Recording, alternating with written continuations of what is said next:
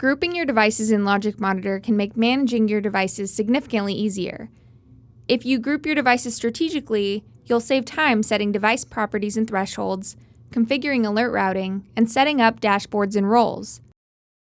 Because every organization is slightly different, there isn't one right way to group devices that is going to work perfectly for every account. There are, however, a couple of grouping strategies that have tended to work well for our customers. The first strategy is to group your devices with your alerting in mind.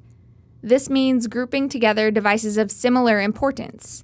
This enables you to set group thresholds that apply to all devices in the group, which allows you to differentiate between a critical CPU alert on production infrastructure and a critical CPU alert on test environment infrastructure without configuring individual thresholds for hundreds of devices.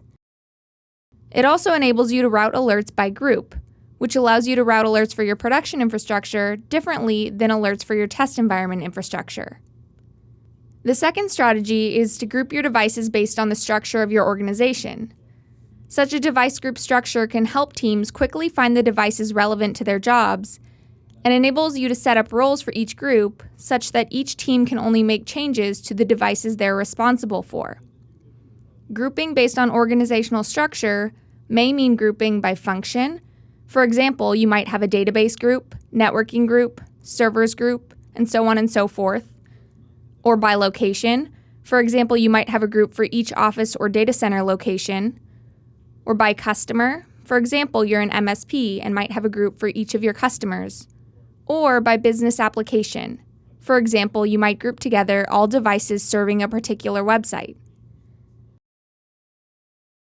The third strategy is to group your related devices together. Grouping devices based on how they depend on one another will facilitate troubleshooting and make it easier to schedule downtime for related devices. For example, does your organization have a regular maintenance window that results in a distinct set of devices becoming unavailable? Grouping those devices together would allow you to clearly see what is undergoing maintenance and more quickly identify issues that arise for devices outside of the group.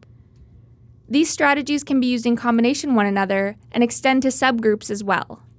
And you can always change how your devices are grouped later on, so you can go back and fine-tune your device group structure until it is a best fit for your environment. Sign up for a free LogicMonitor trial today.